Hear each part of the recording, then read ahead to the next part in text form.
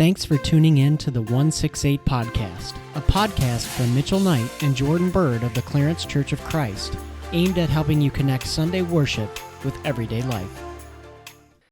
What's up, 168ers? Welcome back to another episode of the 168 Podcast. Today, we are continuing our series going over the parables of Jesus with a parabolic teaching, although it isn't technically designated as a parable. It shares similarities with many of the other parables, such as simile or imagery or comparisons or something else that I can't think of right now. But it's about the rich man and Lazarus. And Jordan has the scripture in front of him, which I'm sure is very helpful for expositing the truth of the passage to you wonderful viewers. So Jordan, do you want to give us a summary of this parable of Jesus? Sure thing. So yeah, the rich man and Lazarus, it's a pretty simple story overall. There's really not much set up to it other than there's a rich man who basically has what seems to be everything at his disposal.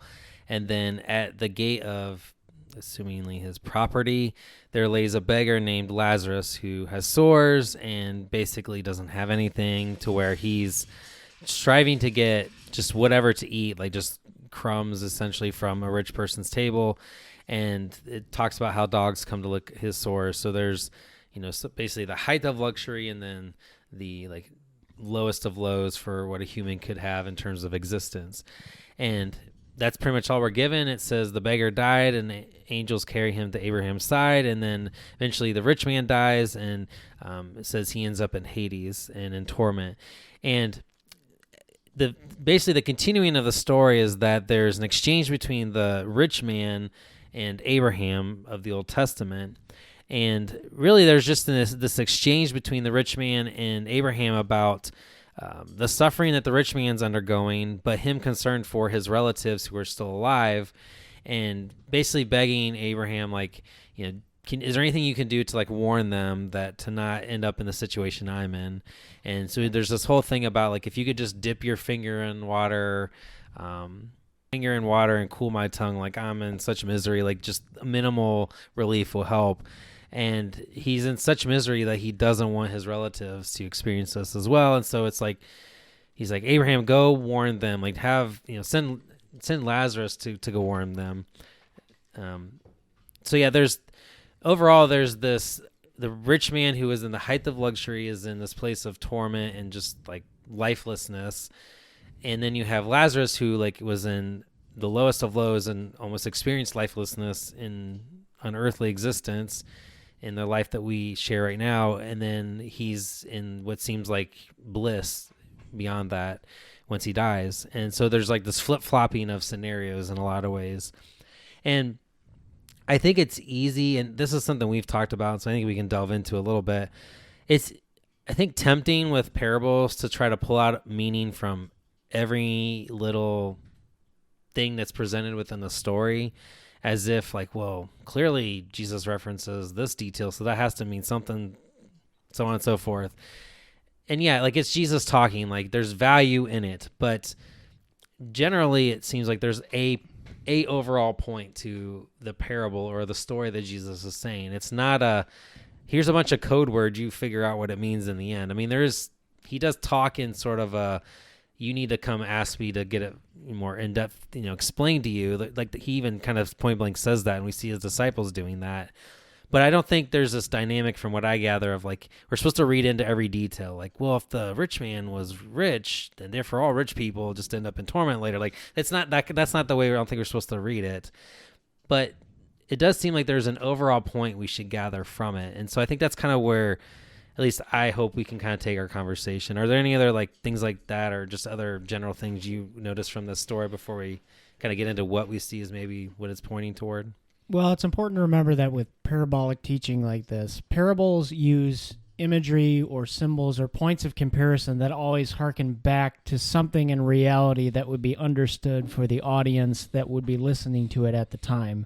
So what Jordan's getting at with the danger is that we take the actual comparison or the imagery and we immediately make it reality and say, well, oh no, Jesus said this, so this is exactly what it's going to be. All rich people are going to burn in torment forever. And it's well, no, it's usually these stories are pointing towards some kind of truth.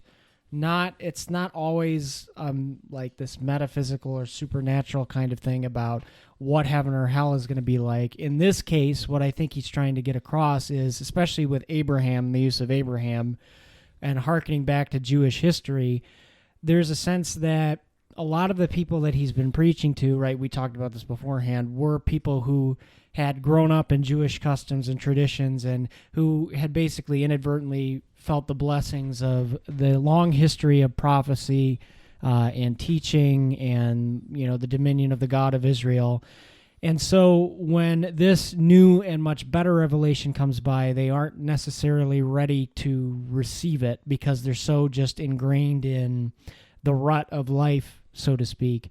But Jesus is saying here, his point of the parable is saying that, and this is pretty much Jordan's point beforehand, but he helped kind of get the words in the right place for me, that, you can basically have all the proof in the world for what God is doing or who God is or how he loves you and how he's pursuing you. But if you don't actually do something with it, it means nothing. So if you're just stubbornly caught in your ways and you just hear the truth, or, if you're not ready, basically it's like if you're not ready to see the truth, you're not going to see it.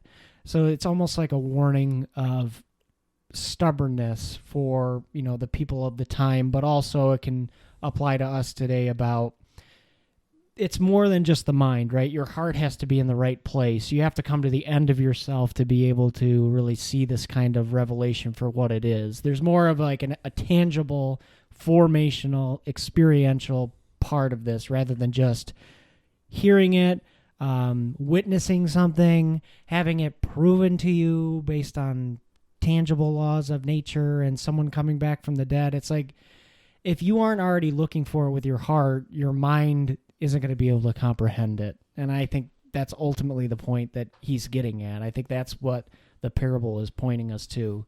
And that truth is not only applicable at the time it was taught, but also for us today in our modern day context. So, yeah, it seems to me like as you read through this story, it culminates in ultimately the point, which is where Abraham replies to the rich man about going to war and his relatives, and Abraham's reply is they have Moses and the prophets. So already pointing to just like the Old Testament revelation, the revelation from God that he gives at that point in history, and he says, let them listen to them, which I think harkens back to what you said of like, you can be aware that it's there, but did you do something with it? Like the idea of listen to them, like actually engage with it.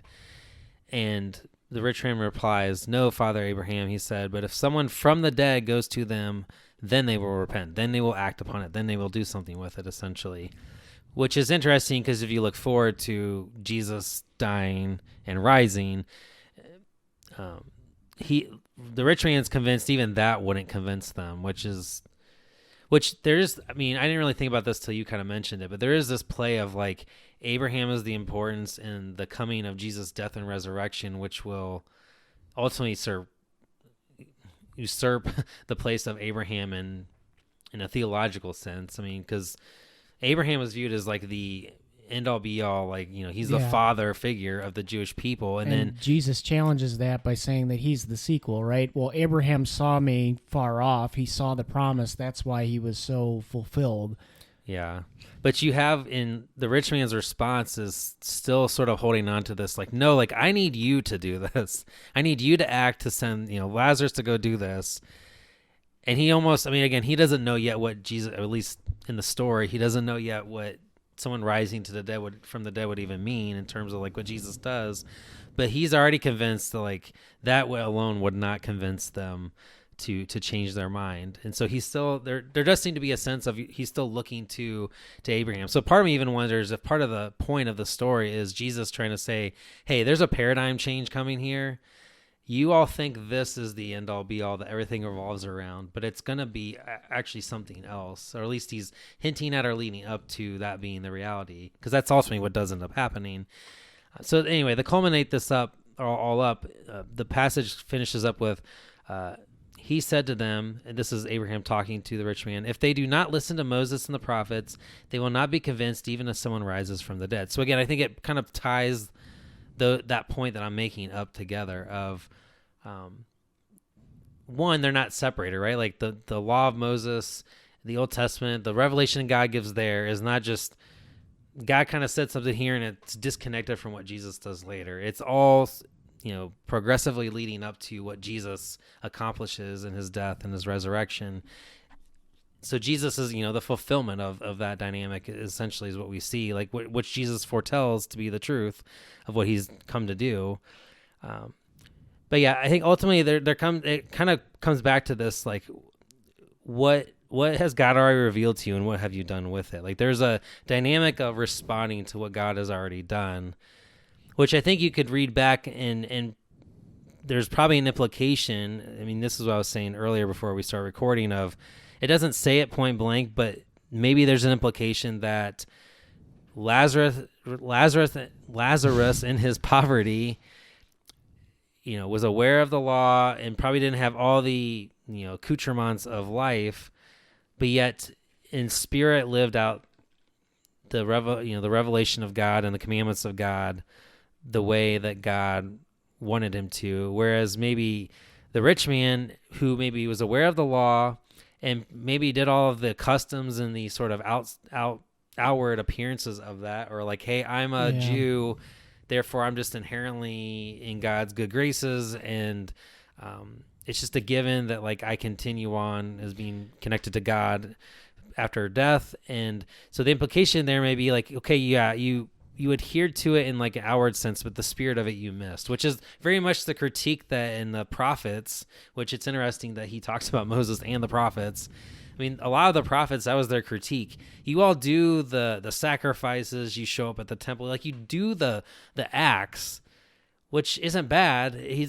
No one's saying that stuff's bad, but like if you're missing the spirit of what they point toward, and that it's to bring you in connection to God, to then make you live into the character of God, right, which is the, I desire, I'm going to slaughter the Micah passage of like mercy and justice. And like all those things are a reflection of the character of God, which is what ultimately they were supposed to be living into. And those all go together. The worship acts flow into the everyday ways in which we, live out toward other people. And so there's possibly, I think, an implication that, the rich man was doing the outward appearance, but not the spirit of it. And maybe Lazarus was doing the spirit of it, although probably didn't have the appearance of being blessed by God. Yeah, and that's why I think those are the points of comparison that he uses. For us, they have shock value because they're the overturning of expectations. And especially at the time, there is a prevailing assumption that the better off you were in life, in some kind of polytheistic sense, like you were blessed by the gods, based on, just how well off in life you were, how many resources you had. But, it's the exact opposite of what we expect. They would expect, well, of course, the rich man who had the blessing of all the teaching and who, did all these wonderful sacraments and stuff like that, they're going to be fine. But really, it's the last will be first dynamic that Jesus gets at. And so I think that's something important to note. But yeah, I think all that does go back to what you said earlier of what are you going to do with, the revelation you've been given? And like, ultimately, like this is, I think, where it fits into our secular day and age of a lot of people, would make the argument of, well, if I just had the proof, or if Jesus just shows up right here, right now, like I would believe. And well, would you though? It's like, no. I mean, there have been things that have indicated that what Jesus did is already true and you already don't believe, which is very much the situation in this text, or at least the story. I mean, they're talking about the thing that hasn't even happened yet of like someone rising from the dead. And even he's saying that wouldn't even be enough for me. And he's still wanting something else to prove or to help convince other people, his relatives, is ultimately what he's doing. And I mean, you can just see parallels of that to our own day and age. And that could even, I think, flow into those of us who do even strive to follow Jesus, where do we struggle with believing that living into the way of Jesus is the best, wise, and most life-giving way? Or are we tempted to go off of a different understanding of what that might be? And so, well, I'm not going to pursue that unless I see the proof that that's going to actually end up in a specific conclusion. Like, well, I'm only going to forgive this person if I know it leads to this outcome. And that's not transactional. That's not how it works, and that's not what we're called to either. It's not result based. It's like a totality reformation, renewal, right? I mean, we just do it because it's right. We do it because it's the fullness of life. We don't do it so that we get X, Y, or Z afterward. That's very much like an Americanized, consumeristic. Yeah. Or even that situation. I mean, we could view it in that, well, I'll forgive them if I see the change, which is not what Jesus does toward us, which is the standard, right? Yeah. It's not, well, if you get your life all back together, I'll forgive you. Like, that's the paradigm isn't that, it's the other. And so I think there's even ways that this has tentacles into the life of us who follow Jesus, where, yeah, like in a principled way, we're on board with following Jesus, responding to him, repenting where we need to, but belief and even repentance and living into that way is a daily choice. It's not just I did that at some point when I was 12 or 25 or whatever time I started following Jesus. Yes, that mattered then too, but it's a daily thing that we're called to do. And if we stop making those choices and stop interacting with God in that way, we can become just like the Israelites of old, who we just do the motions, but we're not actually living into the life of Christ. And that's ultimately what we're called to. And that's where the fullness of life is found. Yeah. You have any last points you want to highlight before we wrap this up? All right. Well, thank you everybody for joining us for this episode of the podcast, and we'll catch you next time. Bye, everybody.